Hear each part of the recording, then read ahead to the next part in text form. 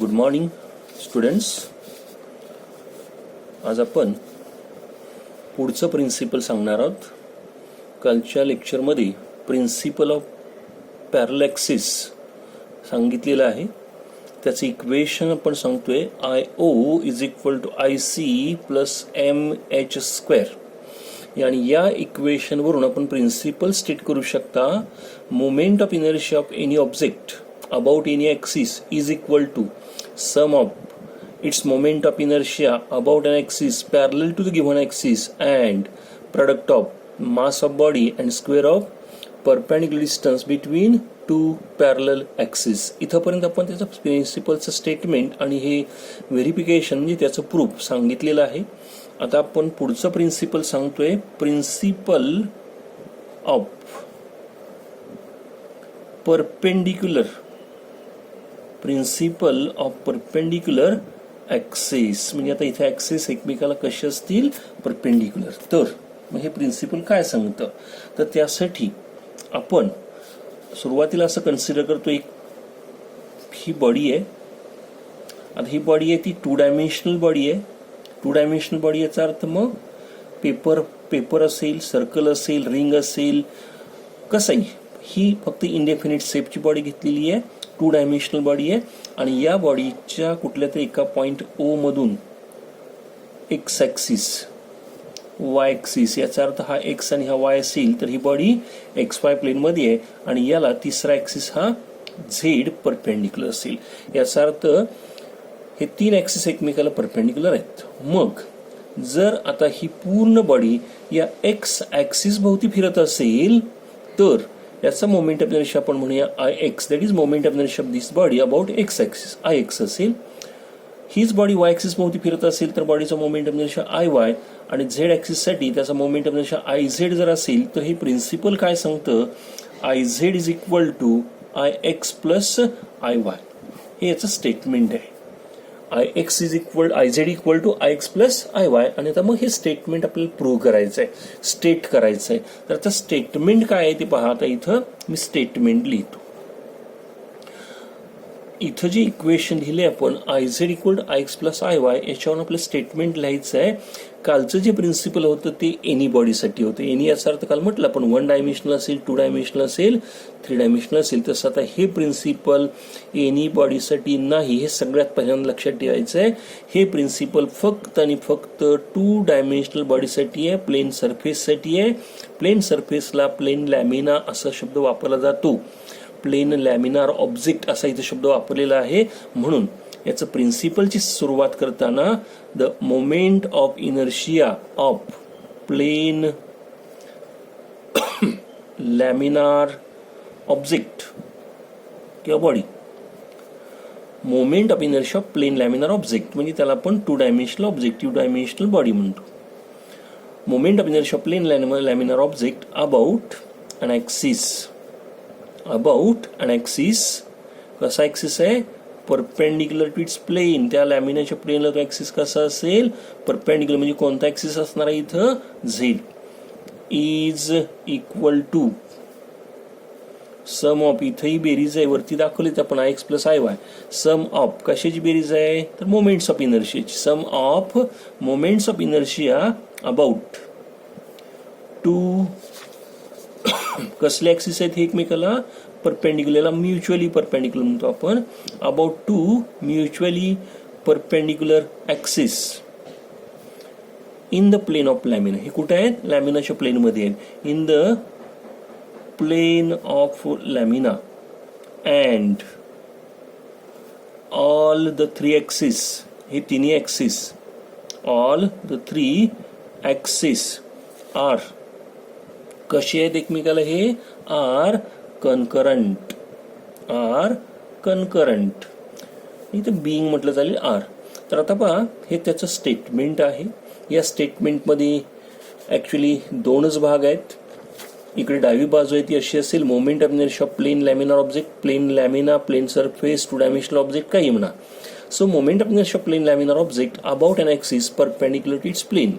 म्हणजे या ॲक्सिसचा मोमेंट ऑफ इनर्शिया बरोबर इज इक्वल टू, इथंपर्यंत आला, इज इक्वल टू बेरीज असेल. आता ही बेरीज कशाची आहे तर त्या बेरीजमध्ये moments of inertia about two mutually perpendicular, ह्या दोन म्युच्युअली परपेंडिक्युलर ऍक्सिसच्या मोमेंट ऑफ इनर्शियाची बेरीज बरोबर या ऍक्सिसचा मोमेंट ऑफ इनर्शिया. आणि हे तीन ऍक्सिस एकमेकाला कसे आहेत, all the three axis are concurrent. Concurrent याचा अर्थ तिघांचा सेंटर हा इंटरसेक्टिंग पॉईंट हा एकच असेल, कॉमन सेंटर असेल. या पद्धतीनं हे तीन ऍक्सिस आहेत. मग या तीन मधले आपण आता डायग्राम मध्ये लक्षात घेतोय, या तीन मधले हे दोन ऍक्सिस प्लेन मध्ये आहेत आणि तिसरा ऍक्सिस लॅमिनाच्या प्लेनला परपेंडिक्युलर आहे. तर प्रिन्सिपल काय सांगतं, परपेंडिक्युलर ऍक्सिसचा मोमेंट ऑफ इनर्शिया बरोबर प्लेन मध्ये असणाऱ्या दोन ऍक्सिसच्या मोमेंट ऑफ इनर्शियाची बेरीज. तर या पद्धतीचं प्रिन्सिपल आहे. कदाचित इकडे एक्स ऍक्सिस असेल तिथं वाय झेड असतील, मग आय एक्स बरोबर आय वाय प्लस आय झेडल्या. इकडं वाय ऍक्सिस असेल तर आय वाय बरोबर आय एक्स प्लस आय झेडल्या. कसे असेल, कुठला ऍक्सिस परपेंडिक्युलर असेल तो पहिल्यांदा घ्यायचा आणि उरलेल्या दोन ऍक्सिसच्या मोमेंट ऑफ इनर्शियाची बेरीज असेल. So this is the statement of principle of perpendicular axis. आणि हे प्रिन्सिपल सगळ्यात महत्वाचं कोणासाठी आहे, only plane lamina two dimensional बॉडीसाठी आहे. किंवा रिंगसाठी असेल, डिस्कसाठी असेल, रेक्टँगलसाठी असेल, ट्रायंगलसाठी असेल, म्हणजे ज्या बॉडी टू डायमेन्शनल आहे त्याच्यासाठी असेल. स्पिअरसाठी, सिलेंड्रिकल बॉडीसाठी, थ्री डायमेन्शनल बॉडीसाठी नाही आहे. वन डायमेन्शनल बॉडीसाठी, रॉडसाठी सुद्धा नाही आहे. हे प्रिन्सिपल फक्त टू डायमेन्शनल ऑब्जेक्टसाठी असेल. आता याचं व्हेरिफिकेशन, याचं प्रूफ आपल्याला सांगायचं आहे. आपल्याला याचं प्रूफ सांगायचं आहे, प्रूव्ह करायचं आहे. तर प्रूव्ह करताना परत आपण वरच्या प्रमाणात हे डायग्राम घेऊ. हे डायग्राम नवीन पेजवर घेतो, इथं घेतो. Consider a plane laminar object that is two dimensional body. ही त्याची फ्रंट साईडनं समोरून दिसणारी thickness.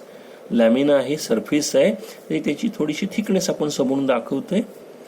Late this we have to consider the plane lamina in xy plane.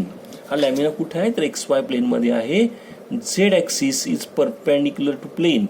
याचा अर्थ coordinate axis x, y and z are intersecting at O in and this lamina is an xy plane. Lamina जर xy plain मध्ये असेल तर अर्थातच z axis लॅमिनाच्या प्लेनला कसा असणार आहे, perpendicular.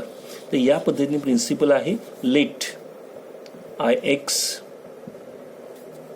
Iy and Iz are the moments of inertia of this lamina about x-axis, y-axis and z-axis. असं जर असेल तर according to principle what we can write, आपण लिहू शकतो Iz is equal to Ix plus Iy.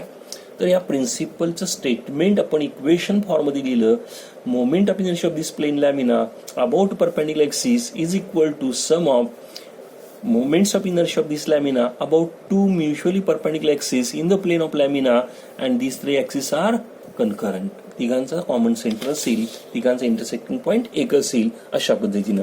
मग आता हे इक्वेशन प्रूव्ह करायचं म्हणजे प्रिन्सिपल प्रूव्ह करायचं. आणि त्यासाठी in order to prove this principle let us consider an element. आपण काय सांगितलं की बॉडी कशापासून बनलेली आहे, एलिमेंट पासून. तर ही सुद्धा बॉडी एलिमेंट पासून बनली असेल. We have to consider an element of this lamina at point P. आता हा पॉईंट पी जर या लॅमिना मधला पॉईंट असेल म्हणजे एक्स वाय प्लेन मधला पॉईंट असेल, त्याला कॉर्डिनेट्स असतील एक्स आणि वाय. आणि मग मी इथं हा पॉईंट पी दाखवलाय, एलिमेंट कन्सिडर करतोय आपण. कुठं केलाय तर पी या ठिकाणी की ज्याचे कॉर्डिनेट्स काय असतील एक्स आणि वाय, आणि त्या एलिमेंटचं मास काय असेल DM. So DM is the mass of this element. अशा पद्धतीचे एक एलिमेंट घेतलाय. आता आपल्याला बघायचं आहे की हा एलिमेंट एक्स ऍक्सिस पासून एवढ्या अंतरावरती आहे, वाय ऍक्सिस पण एवढ्या अंतरावरती, झेड ऍक्सिस पासून एवढ्या अंतरावरती आहे. याचा अर्थ मी ओपी जोडला तर ओपी हे एलिमेंटचं झेड ऍक्सिस पासूनच आहे. इकडे समजा आपण काय घेतला, एल घेतला, इकडे एन घेतला, तर पी एल हे एक्स ऍक्सिस पासून एलिमेंटचे डिस्टन्स, तर पी एन हे वाय ऍक्सिस पासूनचे डिस्टन्स असेल. तर आता या ठिकाणी एक्स कॉर्डिनेट म्हणजे काय तर वाय ऍक्सिस पासून डिस्टन्स, याचा अर्थ हा एक्स असेल. तर वाय कॉर्डिनेट म्हणजे काय, एक्स ऍक्सिस पासून डिस्टन्स म्हणजे हा वाय असेल. तर या पद्धतीनं आपण एक्स पासूनचं डिस्टन्स वाय दाखवणार आणि वाय पासूनचं डिस्टन्स एक्स दाखवणार आहोत. आणि मग आता इथं सुरुवात करतोय आपण. त्यासाठी सुरुवात परत एकदा सांगतोय. We have to consider the plane lamina in XY plane. Let X, Y and Z are intersecting at the point O. Let Ix, Iy and Iz are the moments of inertia of this lamina about X, Y and Z axis respectively. याप्रमाणे वेगवेगळ्या ऍक्सिसचे moments of inertia घेतले. आता या ठिकाणी In order to prove this principle, consider the small element of mass dm at point P in the lamina. या लॅमिनामध्ये P हा point घेतला की ज्याचं मास असेल dm. आता इथं पॉईंट दाखवले, हे सांगायची गरज नसते. पॉईंट P हा XY प्लेनमध्ये त्याचे कॉर्डिनेट्स असणारच आहेत. डायग्राममध्ये आपण दाखवून घेणार आहात. मग when this element is rotating, आता ही पूर्ण बॉडी जर x ॲक्सिस भोवती फिरणार असेल तर हा एलिमेंट सुद्धा त्याच्या भोवती फिरणार असेल. आणि मग हा एलिमेंट किती अंतरावरती फिरणार असेल तर PL किंवा y. आणि म्हणून सुरुवातीला लिहितो mi ऑफ एलिमेंट अबाउट कोणत्या x साठी घेणार आहोत, x ॲक्सिस साठी. अबाउट x ॲक्सिस काय असेल तर is equal to PL square distance square into mass किंवा मास इंटू डिस्टन्स स्क्वेअर, म्हणजेच लिहिणार आहे y स्क्वेअर dm. याचा अर्थ हा एलिमेंट जर x ॲक्सिस भोवती एकटा फिरत असेल तर याचा मोमेंट ऑफ इनर्शिया असेल y स्क्वेअर dm. पण हा एलिमेंट असा एक नाही आहे, अनेक एलिमेंट्स आहेत, नंबर ऑफ एलिमेंट्स आहेत. आणि मग सगळ्या एलिमेंट पासून बॉडी बनलेली आहे. आणि मग ही सगळीच बॉडी जर x ॲक्सिस भोवती फिरत असेल तर mi of lamina about x axis, ही ज्याला आपण नाव दिलंय Ix, कसा असेल तर याचं काय करणार आहे आपण इंटिग्रेशन. सो Ix बरोबर y स्क्वेअर dm या पद्धतीने मी Ix लिहिला. सिमिलरली mi ऑफ एलिमेंट, त्याच एलिमेंटचा moment of inertia about y axis. आता y ॲक्सिस भोवती जर हा फिरत असेल तर y ॲक्सिस पासून अंतर आहे त्याचं x, याचा अर्थ असा फिरणार आहे. आणि म्हणून y ॲक्सिस साठी त्याचा मोमेंट ऑफ इनर्शिया असेल pn स्क्वेअर इंटू मास, याचा अर्थ is equal to dm into pn square किंवा pn स्क्वेअर इंटू dm, म्हणजेच काय असेल x स्क्वेअर dm. pn किती आहे x. सो एका एलिमेंटचा मोमेंट ऑफ इनर्शिया असेल x स्क्वेअर dm. असे एलिमेंट्स किती असणार आहेत परत नंबर ऑफ. म्हणून पूर्ण लॅमिनाचा mi of lamina about y axis काय लिहिणार आहोत आपण iy बरोबर याचे integration x square dm. Equation 1, equation 2. Ix आणि iy मिळाला तर राहिला iz म्हणजे झेड ॲक्सिस. आता झेड ॲक्सिस साठी परत लिहायचं आहे. सो mi ऑफ एलिमेंट घेतो अगोदर, mi of element about Z axis.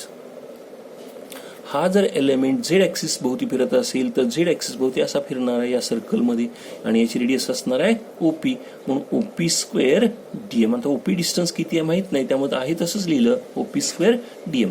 याचा अर्थ moment of inertia of element about Z axis एका एलिमेंटचा जर एवढा असेल तर mi of lamina whole body about Z axis. Z axis साठी मोमेंट ऑफ इनर्शिया IZ आहे, झेड ॲक्सिस साठी मोमेंट ऑफ इनर्शिया त्याचा IZ आहे. म्हणून IZ बरोबर काय लिहिणार आहे आपण तर IZ बरोबर integration OP square dm. Equation 3. अशी 3 इक्वेशन्स मांडली. आता तिघांमध्ये IZ बरोबर Ix प्लस IY असतो एवढंच दाखवायचं आहे. आणि त्यासाठी फ्रॉम फिगर, आता फिगरवरून काय फिगरवरून घेणार आहात तुम्ही तर फिगरमध्ये इथं OPN किंवा OPL हे राईट अँगल ट्रायंगल, कारण हे लंब काढलेले असतात. मी यातला कुठला एक ट्रायंगल घेतला, ट्रायंगल OPL घेतला तर हा काटकोन त्रिकोण असेल. पायावर्ग अधिक उंची वर्ग बरोबर किंवा पायावर्ग अधिक उंची वर्ग बरोबर कर्ण वर्ग. याच्यावर मी लिहिणार आहे OP स्क्वेअर बरोबर y square plus x square. OP square जो आहे हा OP स्क्वेअर बरोबर y square plus x square, कारण हा काटकोन आहे. मग हा काटकोनच्या समोरची बाजू म्हणजे कर्ण असेल. कर्ण वर्ग बरोबर पायावर्ग अधिक उंची वर्ग. मग या पद्धतीने OP स्क्वेअर बरोबर आपल्या समोर आलं y square plus x square. आता हे जे इक्वेशन आहे या इक्वेशनला दोन्ही बाजूला मी dm न मल्टिप्लाय करतोय. So multiplying this equation by dm, OP square dm is equal to y square dm plus x square dm. सगळ्याचं काय केलं आपण प्रत्येक टर्मला dm न मल्टिप्लाय केलं. Then integrating on both side, दोन्ही बाजूचं इंटिग्रेशन OP स्क्वेअर dm बरोबर integration y square dm plus integration x square dm. दोन्ही बाजूचं इंटिग्रेशन घेतलं, सेपरेट टर्मचं इंटिग्रेशन घेतलं. आणि मग इक्वेशन 1, 2 आणि 3 वरून इक्वेशन 1 मध्ये Ix असेल, 2 मध्ये IY असेल तर 3 मध्ये IZ. मग आता OP square integration OP square dm म्हणजे काय आला IZ, integration y square dm म्हणजे काय आला Ix, आणि इंटिग्रेशन x स्क्वेअर dm म्हणजे आला IY. याचा अर्थ IZ is equal to Ix plus I Y या पद्धतीचं मला इथं प्रिन्सिपल मिळतं. म्हणजे मी या पद्धतीने प्रिन्सिपल, थोडक्यात आपल्याला व्हेरिफिकेशन याचे स्टेप्स जास्त नाही आहेत, या पद्धतीने प्रिन्सिपल प्रूव्ह करता येतं. तर बघा आता परत एकदा आपण प्रिन्सिपलचं व्हेरिफिकेशन सांगतोय. Consider a plane lamina in xy plane, two-dimensional body in xy plane. Let x, y and z axis are intersecting at the point O. आता आपण सांगताना ह्या एक्स आणि वाय प्लेनमध्ये लॅमिना याचा झेड एक्सिस लॅमिनाच्या प्लेनला परपेंडिक्युलर सांगायची गरज नाही पडत. Let I X, I Y and I Z are the moments of inertia of this lamina about X, Y and Z axis respectively. हा लॅमिना एक्स ॲक्सिस भोवती फिरत असेल तर moment of I X, Y axis भोवती पूर्ण body फिरत असेल तर आय वाय अँड झेड ॲक्सिससाठी त्याचा मोमेंट आय झेड असेल तर according to principle we can write here I Z equal to I X plus I Y. मग आता हे प्रूव्ह करायचं आहे. In order to prove this principle, हे त्याचं इक्वेशन झालं. In order to prove this principle consider an element of this lamina at point P having mass DM. आपण एक पी पॉईंटच्या ठिकाणी असणारा एलिमेंट घेतला आहे ज्याचं मास डीएम असेल. आता पी पॉईंट हा लॅमिनामध्ये आहे, लॅमिनाचा पॉईंट आहे, याचा अर्थ एक्स वाय प्लेनमध्ये, म्हणजे त्याला कॉर्डिनेट्स एक्स आणि वाय असतील. मग आता या ठिकाणी हा एलिमेंट, एकटाच एलिमेंट कशाभोवती फिरतो? एक्स एक्स भोवती. किती अंतर असणार आहे त्याचं? पी एल किंवा त्याला वाय म्हटलं आपण. So M I of element about X axis बरोबर डिस्टन्स स्क्वेअर इंटू मास किंवा मास इंटू डिस्टन्स स्क्वेअर, आणि मग डिस्टन्स स्क्वेअर पी एल म्हणजे वाय म्हणून वाय स्क्वेअर डी एम. हा इंटिग्रेशन मोमेंट ऑफ इनर्शिया एका एलिमेंटचा. पण असा एलिमेंट बॉडीमध्ये अनेक असणार आहेत. मग सगळी बॉडी जर फिरत असेल तर मग या सगळ्या बॉडीचा म्हणजे लॅमिनाचा moment of inertia of lamina about X axis काढायचं असेल तर याचं काय होणार आहे? Integration. So I X is equal integration Y square D M, एक फॉर्म्युला मिळाला. सिमिलरली आता दुसरा, जर तो एलिमेंट वाय ॲक्सिस भोवती फिरत असेल तर त्याचं डिस्टन्स आहे एक्स किंवा पी एन. सो म्हणून moment of inertia of lamina about Y axis is mass into distance square D M into P N square, म्हणजेच X square into D M असेल. मग एका एलिमेंटचं एवढं असेल तर पूर्ण बॉडीचा काढण्यासाठी परत integration.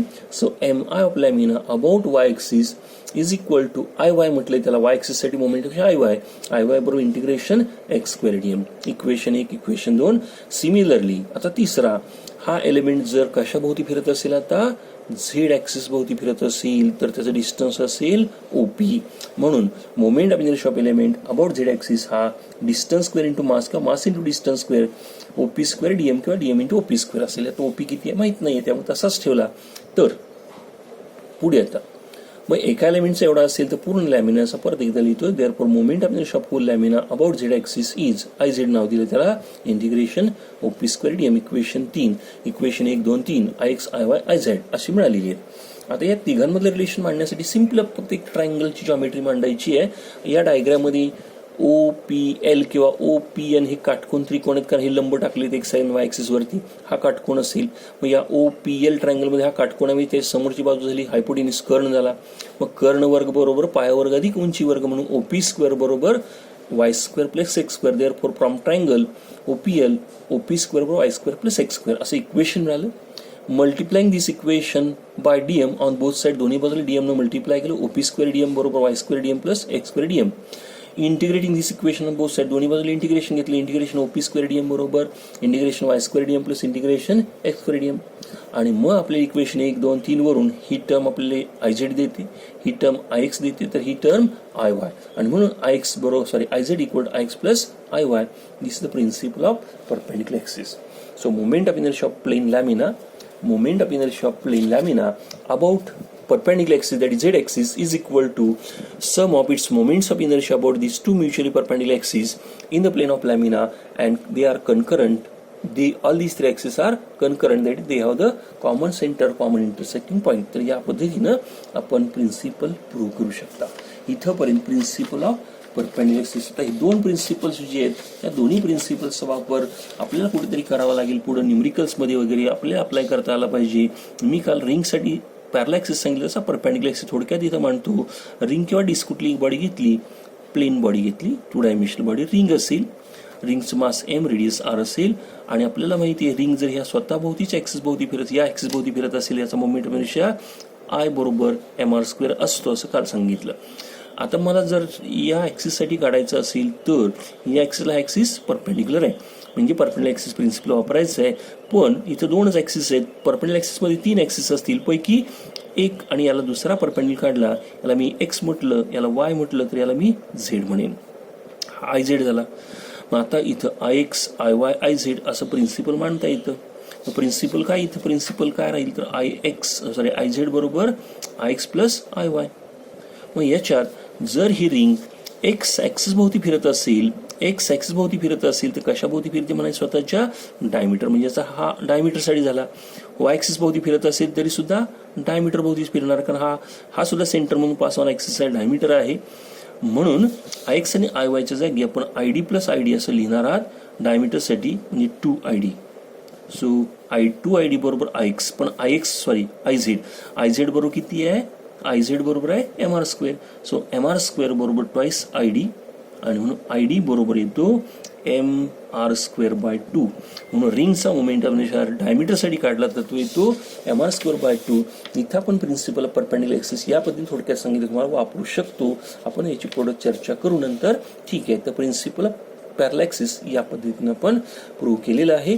Principle of parallel axis आणि प्रिन्सिपल ऑफ परपेंडिक्युलर ॲक्सिस अशी दोन प्रिन्सिपल्स आपण या ठिकाणी सांगितली. आता थोडंसं पुढे जाणार आहोत, अजून पुढे जायचं, आपल्याला एक स्टेप पुढे जातोय. आता याच्यात आपण 11वी मध्ये लिनियर मोमेंटम नुसतं म्हटलं चालेल, लिनियर मोमेंटम अशी एक टर्म पाहिलेली आहे की ज्याची व्याख्या असेल P बरोबर mv. Linear momentum body is defined the product of mass and velocity. आता त्याप्रमाणे आपल्या या टॉपिकमध्ये त्याला पॅरलल, त्याला सिमिलर टर्म सांगायची आहे अँग्युलर मोमेंटम. आणि मग मासच्या ऐवजी काय असतो, मोमेंटम इनर्शिया. लिनियर व्हेलॉसिटीच्या ऐवजी अँग्युलर व्हेलॉसिटी, तर लिनियर मोमेंटमच्या ऐवजी अँग्युलर मोमेंटम. मग आपल्या इथे टर्म आपली अशी आहे अँग्युलर मोमेंटम. हा भाग याचा पुढचा भाग असेल. यासाठी हे एक्सप्रेशन जे आहे, एक्सप्रेशन आपण प्रूव्ह करणार आहात. याची डेफिनेशन आपल्याला दोन प्रकारे सांगता येते. या अँग्युलर मोमेंटमला दुसरं एक नाव आहे moment of linear momentum. Moment of linear momentum. आपल्याला माहिती आहे फोर्स ही टर्म आहे F, तर मोमेंट ऑफ फोर्स अशी दुसरी टर्म आहे. एक फिजिकल क्वांटिटी फोर्स, तर दुसरी फिजिकल क्वांटिटी आहे मोमेंट ऑफ फोर्स. याला म्हणतात टॉर्क. याचा टॉर्क काय असेल, तर टॉर्क असेल मोमेंट ऑफ फोर्स. मग हा टॉर्क कसा लिहिला जातो, R×F. याचा अर्थ मोमेंट फोर्स आणि मोमेंट आर्म यांचा गुणाकार, फोर्स आणि मोमेंट आर्म. तसं इथं एक्झॅक्टली सिमिलर. इथं फोर्सच्या ऐवजी आपण लिनियर मोमेंटम घेणार आहोत, आणि इथं मोमेंट ऑफ फोर्सच्या ऐवजी moment of angular momentum, moment of linear momentum घेणार. आणि म्हणून लिनियर मोमेंटम आणि इकडं मोमेंट ऑफ लिनियर मोमेंटम. आता मोमेंटम आणि मोमेंट ऑफ लिनियर मोमेंटम याला P म्हणणार, तर याला L म्हणणार आहोत. अँग्युलर मोमेंटम म्हटलं जातं. मग जसा टॉर्क लिहिला जातो हा L लिहिला जातो. L कसा लिहिला जातो, मोमेंट ऑफ लिनियर मोमेंटम म्हणजे मोमेंटम आणि मोमेंट आर्म या दोघांचा गुणाकार. म्हणून अँग्युलर मोमेंटमसाठी दोन प्रकारच्या डेफिनेशन्स आहेत. अँग्युलर मोमेंटमच्या दोन डेफिनेशन्स आहेत. पहिली डेफिनेशन असेल angular momentum of rigid body is defined as product. दोन्ही ठिकाणी प्रोडक्टच आहे. Product of its moment of inertia and angular speed, एवढीच व्याख्या आहे. Product angular momentum of body is defined as the product of its moment of inertia and angular speed, म्हणजे L = I⍵. अशी एक definition आहे. किंवा दुसरी डेफिनेशन त्याची आहे, सेकंड डेफिनेशन काय, तर त्याची दुसरी व्याख्या असेल angular momentum of the body is also defined as the product of. परत प्रोडक्ट आहे. कशाचा प्रोडक्ट आहे इथं, प्रोडक्ट ऑफ लिनियर मोमेंटम,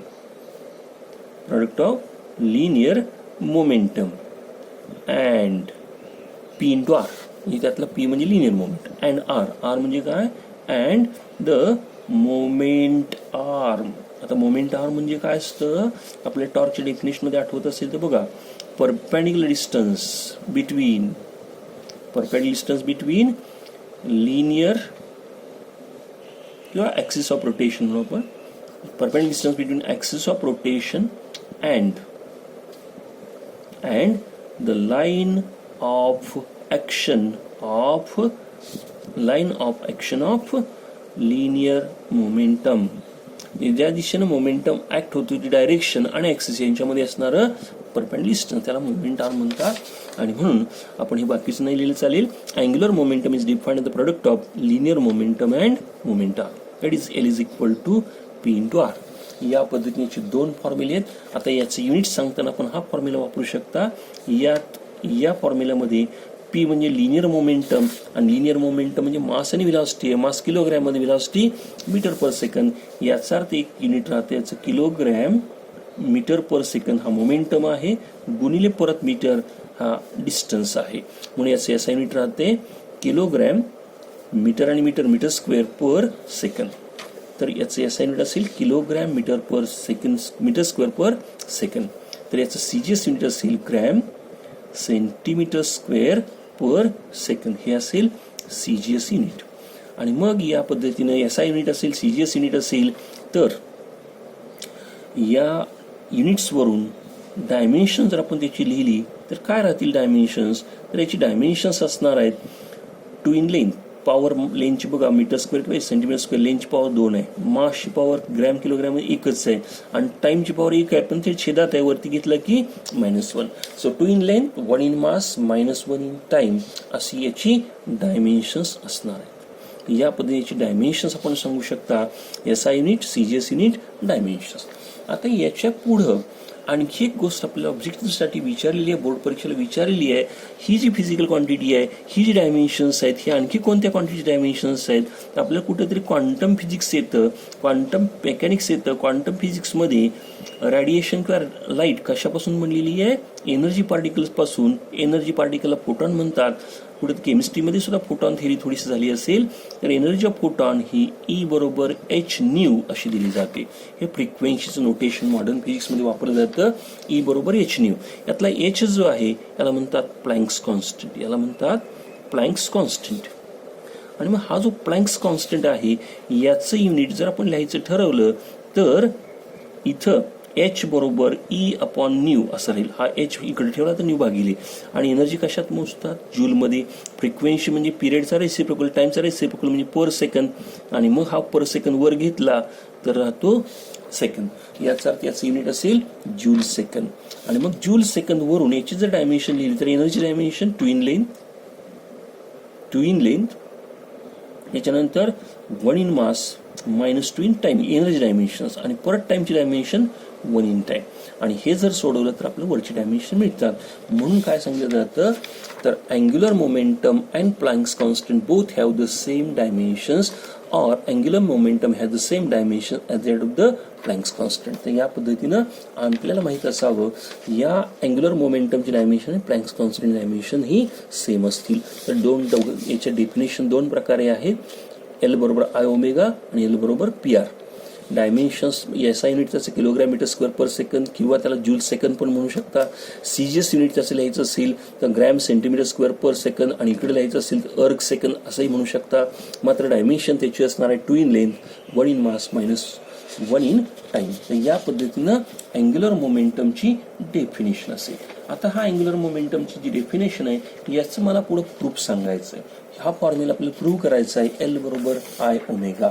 आणि मग त्यासाठी आता आपण पुढे जातोय. आपल्याला एक्सप्रेशन घ्यायचं आहे expression for angular momentum. Expression for angular momentum L is equal to I omega prove करायचं आहे. आणि मग आपल्याला कायनेटिक एनर्जीचा फॉर्म्युला आपण पाठीमाग प्रूव्ह केला. अगदी त्याच प्रकारच्या स्टेप्स आहेत. तिथं 1/2 I ओमेगा स्क्वेअर होती इथं फक्त L ओमेगा आहे. त्याच प्रकारच्या स्टेप्स आहेत. त्याच प्रकारे जायचं आहे. इथं आपण कन्सिडर करतोय पहा. Consider a rigid body rotating about an axis passing through point O with constant angular velocity say omega. या बॉडीची अँग्युलर वेलोसिटी ओमेगा. या ॲक्सिस भोवती बॉडी कॉन्स्टंट अँग्युलर स्पीडने फिरते. This body consist of n particles. बॉडीमध्ये किती particles आहेत आता? n पार्टिकल्स आहेत.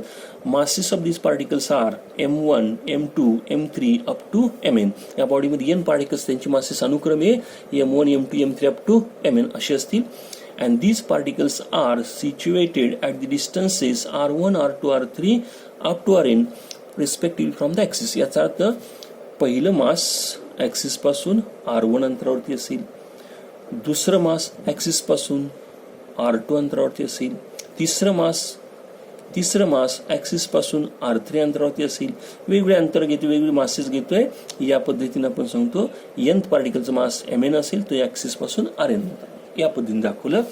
So this body consists of n particles of masses m1, m2, m3 up to mn, and these masses are situated at distances r1, r2, r3 up to rn respectively from the axis of rotation. As the body rotates with constant angular speed, each particle has the same angular speed. So each particle has the same angular speed. प्रत्येक पार्टिकलचं, कारण body बरोबर सगळे particle त्या स्पीडने फिरणार आहेत, मग प्रत्येक पार्टिकलचं अँग्युलर स्पीड सेम राहणार आहे. मग आता आपण त्यातला पहिला पार्टिकल घेतोय. Consider A particle of mass m1 revolving along the circle of radius r1 with say linear velocity v1. याची अँग्युलर व्हेलॉसिटी ओमेगा आहे, आणि म्हणून या पार्टिकलची, पहिल्या पार्टिकलसाठी फर्स्ट पार्टिकल जर घेतला तर त्याच्यासाठी लिनियर स्पीड काय असेल पहा. लिनियर व्हेलॉसिटी v1 बरोबर r1 ओमेगा. v बरोबर r ओमेगा फॉर्म्युला माहिती आहे. सो लिनियर व्हेलॉसिटी v बरोबर किंवा v1 बरोबर r1 ओमेगा. ही लिनियर व्हेलॉसिटी मिळाली. आता लिनियर व्हेलॉसिटी जर माहित असेल तर देअरफॉर लिनियर मोमेंटम म्हणजे p बरोबर मास इंटू व्हेलॉसिटी. पहिल्या पार्टिकल मास m1, त्याची व्हेलॉसिटी v1 आहे. याचा अर्थ p1 बरोबर m1 v1 म्हणजेच m1 v1 किती आहे? r1 omega. So particle of mass m1 revolving along the circle of radius r1 with angular speed omega has the momentum m1 r1 omega. आता हा linear momentum हा सुद्धा कुठं असणार आहे? टँजंट वरती. ज्याचा अर्थ व्हेलॉसिटी ज्या डायरेक्शन असते त्या दिशेला मोमेंटम. मग ही मोमेंटमची डायरेक्शन टँजंट आहे. हा ॲक्सिस आहे, ही रेडियस आहे. रेडियस आणि मोमेंटम कशी असते? रेडियस आणि टँजंट नेहमी परपेंडिक्युलर. याचा अर्थ ॲक्सिस आणि मोमेंटमची डायरेक्शन याच्यामध्ये असणार हे परपेंडिक्युलर डिस्टन्स याला म्हणतात मोमेंट आर्म. आणि म्हणून angular momentum of first particle, पहिल्या पार्टिकलचा अँग्युलर मोमेंटम लिहिला. काय लिहिणार आहे? तर L1 बरोबर मोमेंट ऑफ मोमेंटम म्हणजे P1 R1. यातला P1 किती आहे? तर M1 R1 ओमेगा. इथं आहे P1 ची व्हॅल्यू इंटू R1. आता हा R1 आणि R1 राहतो R1 स्क्वेअर, म्हणून M1 R1 square omega. In the similar way, angular momentum of second particle. याच पद्धतीने दुसऱ्या पार्टिकलचा जर लिहिला तर काय लिहाल? तर दुसऱ्या पार्टिकलचं मास m2 आहे, त्याच्या सर्कलची रेडियस r2 आहे, आणि त्याच्या अँग्युलर स्पीड ओमेगा एवढंच आहे, म्हणून m2 r2 स्क्वेअर ओमेगा पहिल्याप्रमाणे लिहिता येईल. आणि या पद्धतीने आपल्या सगळ्या पहिल्या, दुसऱ्या, तिसऱ्या सगळ्या पार्टिकलचं काढता येतं. आणि म्हणून angular momentum of last that is nth पार्टिकलचं जर लिहायचं ठरवलं तर काय लिहिणार आहे आपण? ln बरोबर mass of nth particle, radius square त्याचा rn स्क्वेअर, आणि अँग्युलर स्पीड त्याचा ओमेगाचा असेल. तर या पद्धतीनं प्रत्येकाचा अँग्युलर मोमेंटम आपण काढू शकतो. आणि हा अँग्युलर मोमेंटम वेक्टर कसा असतो? तर त्यासाठी L बरोबर PR, जसं आपण टो बरोबर FR लिहितो, आणि याचा वेक्टर फॉर्म काय असतो? वेक्टर टो बरोबर vector R cross vector F. अगदी सिमिलर इथं वेक्टर L बरोबर vector R cross vector P असा असतो. याचा वेक्टर R म्हणजे रेडियस वेक्टर, पोझिशन वेक्टर. हा रेडियस वेक्टर असा असेल, आणि हा पोझिशन वेक्टर हा मोमेंटम ह्या दोघांचं प्लेन म्हणजे बॉडीचं प्लेन, आणि या दोघांच्या प्लेनला R क्रॉस ओमेगा. याचा अर्थ हा वरती राहतो, R क्रॉस P हा वरती राहतो, आणि R क्रॉस V म्हणजे वर्टिकल, की जो ऍक्सिस ऑफ रोटेशनला पॅरल असतो. याचा अर्थ अँग्युलर मोमेंटम कुठं असतं? Along the axis. ते पहिल्या, दुसऱ्या सगळ्याच पार्टिकलसाठी कुठं असणार आहे? Along the axis. मग या पद्धतीने हे वेक्टर्स जे आहेत हे ऍक्सिल वेक्टर्स आहेत. सगळे जे डायरेक्शन ऍक्सिसला पॅरल वर्टिकल असणार आहे, आणि मग सगळे वेक्टर एका दिशेला असतील तर सगळ्यांची काय होणार आहे? बेरीज. So vector sum of all the angular momenta, मोमेंटमचं अनेक वचन मोमेंटा म्हणतात. So vector sum of all the angular momenta of all the particle is equal to total angular momentum of the body. आणि म्हणून angular momentum of body, angular momentum of body, बॉडीचं angular momentum L बरोबर काय लिहिणार आहे आपण, L1 plus L2 plus dash dash dash plus Ln. सगळ्या पार्टिकलच्या angular मोमेंटमची बेरीज म्हणजे बॉडीचा अँग्युलर मोमेंटम मिळतोय. आणि म्हणून एल बरोबर L1 किती आहे, mr1 square omega plus L2 बरोबर m2r2 square omega plus dash dash Ln बरोबर असेल mn rn स्क्वेअर ओमेगा. आणि मग आपल्या अशा लक्षात येतं प्रत्येकामध्ये ओमेगा सेम आहे, कॉमन घेतला तर ब्रॅकेटमध्ये राहतं m1r1 square plus m2r2 square plus dash dash dash plus mn rn square आणि कॉमन निघेल ओमेगा आणि इज इक्वल टू. आता ही जी बेरीज आहे ही बेरीज गुणाकारांची बेरीज आहे म्हणून समेशन लिहितोय. कशाचा गुणाकार आहे तर मास आणि डिस्टन्स स्क्वेअर. पण यांची सफिक्स आहेत ते 1 2 3 इंटिजर आहेत म्हणून mi आणि इकडे ri square. So summation of mi ri square wear I runs from 1 to n and this is omega. आणि मग आपल्याला आठवत असेल तर हा जो समेशन फॉर्म्युला आहे तो कशासाठीचा आहे, मोमेंट ऑफ इनर्शिया. म्हणून L is equal to formula राहतो आय ओमेगा. तर या पद्धतीनं अँग्युलर मोमेंटम याचं एक्सप्रेशन आपल्याला डिराईव्ह करता येतं. काय सांगितलं आपण परत एकदा बघा. Consider rigid body rotating about an axis passing through point O with constant angular velocity omega in say anticlockwise direction. This body consists of n particles and masses of these particles are m1, m2, m3 up to mn. The particles masses. These masses are situated at the distances r1, r2, r3 up to rn respectively from the axis. All the particles are revolving with the same angular speed omega. प्रत्येक पार्टिकलचा angular speed omega असेल.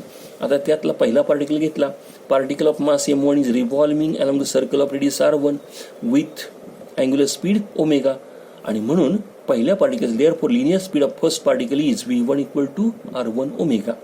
आणि मग linear velocity माहिती आहे, mass माहिती आहे, therefore linear momentum of first particle is m1 v1 that is m1 r1 omega. v1 ची value ठेवली. आणि मग लिनियर मोमेंटम आणि मोमेंट आर म्हणजे काय पाहता, ऍक्सिस ऑफ रोटेशन आणि line of action of momentum यांच्यामध्ये असणारं परपेंडिक्युलर डिस्टन्स त्याला आपण रेडियस म्हटलेलं आहे. So angular momentum of first particle is L1 बरोबर P1 into R1. In the similar way P1 ची व्हॅल्यू आहे m1 R1 omega into R1 म्हणजे m1 R1 square omega. So when the particle of mass m1 is revolving along the circle of radius r1 with angular speed omega has the angular momentum m1 r1 square omega. In the similar way अगदी त्याचप्रमाणे दुसरा पार्टिकलचा मास m2 त्याची radius r2 आहे, angular speed omega आहे, therefore angular momentum of second particle असेल L2 equal to m2 r2 square omega. And in the similar way we can find the moment of inertia of nth particle, last particle चा म्हणू आपण nth particle चा Ln बरोबर mn rn square omega. या पद्धतीने सगळ्या angular मोमेंटमची value प्रत्येक पार्टिकलचा angular momentum काढता येतो. आणि आपल्याला असं सांगता येतं जसं आपण टो बरोबर एफ आर लिहिलं त्याचा vector form R cross S, तसं एल बरोबर पी आर आहे त्याचा vector form R cross P आहे. याचा अर्थ आर आणि पी या दोघांच्या प्लेनला याची डायरेक्शन परपेंडिक्युलर असेल वेक्टर प्रोडक्टच्या डेफिनेशननुसार आणि राईट हँड रूलनुसार दिली जाते. यातला आर म्हणजे पोझिशन वेक्टर असा असणार आहे, पी म्हणजे टँजंट वरती आहे. या दोघांच्या प्लेनला एलची डायरेक्शन परपेंडिक्युलर असेल. मग आर क्रॉस पी असं घ्यायचं आहे. आर क्रॉस पी घेतला तर अँटी क्लॉकवाईज डायरेक्शन आहे म्हटलं की आर क्रॉस पी अपवर्ड म्हणजेच ऍक्सिस ऑफ रोटेशनला पॅरल असेल. तर हे सगळे वेक्टर्स ऍक्सियल वेक्टर्स आहेत, सगळ्यांची डायरेक्शन ऍक्सिस ऑफ रोटेशनला पॅरल असणार आहेत, सगळे अपवर्ड असणार आहेत. सगळे वेक्टर एका दिशेला असतील, सगळ्यांची बेरीज.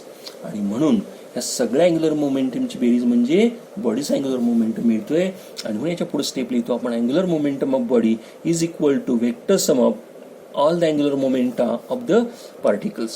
Therefore L is equal to L1 plus L2 plus dash dash plus Ln. आणि मग L1, L2 आणि Ln च्या किमती ठेवल्या. L बरोबर m1 r1 square omega plus m2 r2 square omega plus dash dash dash plus mn rn square omega. आणि आता याच्यामध्ये ओमेगा कॉमन घेतला तर ब्रॅकेटमध्ये राहतो m1 r1 square plus m2 r2 square plus dash dash dash plus mn rn square into omega. आणि मग ही जी ब्रॅकेटमध्ये बेरीज आहे ती समेशनमध्ये लिहिली, summation mi ri square wear I runs from 1 to n into omega. आणि बाय डेफिनेशन याला काय म्हणतात, मोमेंट ऑफ इनर्शिया म्हणतात. आणि म्हणून आपण फायनली असं म्हणणार आहात angular momentum of the rigid body हा काय असेल, is the product of moment of inertia and angular velocity और अँग्युलर स्पीड. आता आपल्याला माहिती आहे हा अँग्युलर व्हेलॉसिटी वेक्टर आहे, हा कुठं असतो ऍक्सिस वरती, आणि हा मग कुठं असणार आहे ऍक्सिस वरती. याचा अर्थ याचा वेक्टर फॉर्म लिहिला तर वेक्टर एल बरोबर I into vector omega, both have the same direction. Body anti clockwise फिरत असेल तर व्हर्टिकल अपवर्ड, हा पण व्हर्टिकल अपवर्ड. बॉडी क्लॉकवाईज फिरत असेल तर व्हर्टिकली डाऊनवर्ड. मग हा जर डाऊनवर्ड असेल तर हा सुद्धा डाऊन राहतो. तर या पद्धतीनं अँग्युलर मोमेंटम, त्याची डेफिनेशन, त्याची युनिट्स, त्याची डायमेन्शन आणि त्याच्यासाठी असणार हे एक्सप्रेशन. इथंपर्यंत आपण अँग्युलर मोमेंटमसाठीचा फॉर्म्युला सुद्धा डिराईव्ह केलेला आहे. डेरिव्हेशन्स याच्यामध्ये बऱ्यापैकी आहेत, फॉर्म्युले बऱ्यापैकी आहेत. अजून प्रिन्सिपलचे फॉर्म्युले आपण सांगितलेले नाही आहेत. तर हे फॉर्म्युले बघत असताना प्रत्येक स्टेप काळजीपूर्वक बघा. पहिली स्टेपवरून दुसरी स्टेप, दुसऱ्यावरून तिसरी, काय स्टेप मांडत जातोय, कशा स्टेप मांडत जातोय हे समजून घ्या आणि लिहून काढा. नंतर नोट्स मिळतील तेव्हा वाचून काढा. ठीक आहे, आज आपण या ठिकाणी थांबणार आहोत. थँक्यू.